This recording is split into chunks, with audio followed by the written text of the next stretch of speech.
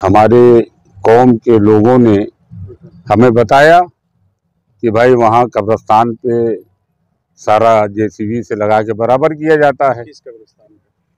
कब्रिस्तान हमजा चिश्ती। तो लोगों से मैंने अपील किया कि आइए अपनी आंखों से देखिए, क्योंकि हमको तो 11 बजे दिन में ये बात मालूम हुई फ्राइडे को, और पता ये चला कि ये 3 बजे और 4 बजे के बीच में रात से ही काम चल रहा था। कौन लोग थे जो काम? वो 4 लोग थे जिन्होंने उस काम को अंजाम दिया है। उनका मैं नाम आपको बताता हूँ कि उनका क्या नाम था। सबसे पहले तो उसमें एक जब्बार अहमद हैं, दूसरे उसमें करीम, नंबर 3 मोहम्मद रज़ा और नंबर 4 मोहम्मद तकी। ये 4 लोग जब हम 10, साढ़े 10, पौने 11 बजे आए तो देखा यहाँ पे जेसीबी चल रही थी। तो हमने उनसे पूछा कि भाई आप यहाँ कैसे इसमें जेसीबी चला रहे हैं? तो उन्होंने कहा ये मेरी ज़मीन है।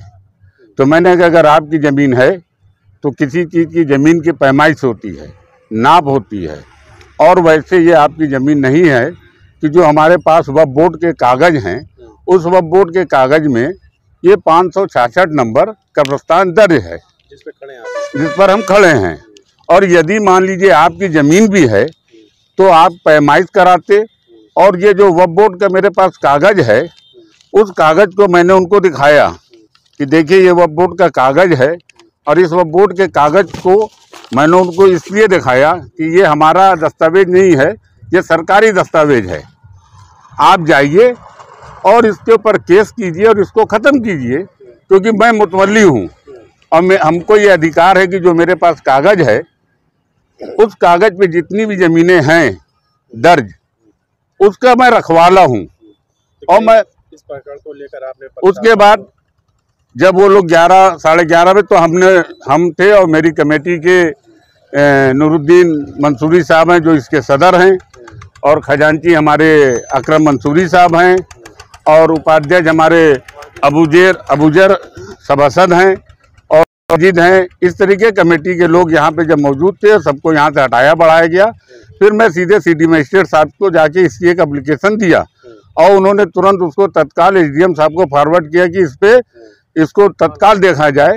और उसके बाद फिर मैं गया लाइन बाजार चौकी पर, थाने पर, जहां मैंने इन लोगों के नाम से एक एप्लीकेशन दिया और इनकी गिरफ्तारी की मांग किया कि तत्काल इनको गिरफ्तार किया जाए, क्योंकि ये इन्होंने कब्रिस्तान को डैमेज किया, जिससे कि माहौल बिगड़ सकता है, कोई भी बात हो सकती है, क्योंकि ये अवामी स्तर पे ये कब्रिस्तान दर्ज है। इसमें इनके कागज में क्या है हमसे उससे मतलब नहीं है। जिस पर कब्जा हो रहा है, क्या पूर्व में यहाँ पर कब्रिस्तान थी? बिल्कुल बिल्कुल कब्रिस्तान थी, यहाँ पे सारी कब्रिस्तान थी। और इसके ऊपर आज देख लीजिए कि जिस तरीके से जेसीबी चला दिया गया, और जेसीबी चलाने के बाद इसको जमींदोज करके बराबर कर दिया गया, और अब तक न तो उनकी गिरफ्तारी हो पाई है और न वो लोग अब तक पता चल रहा है कि कहाँ हैं।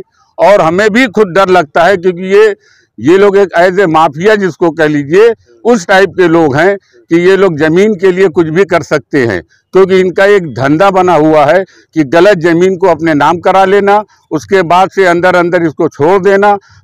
और उसकी मेन वजह ये हुई कि इस पूरी ज़मीन की बाउंड्री हो रही है, आपको अभी मैं आगे दिखलाऊंगा।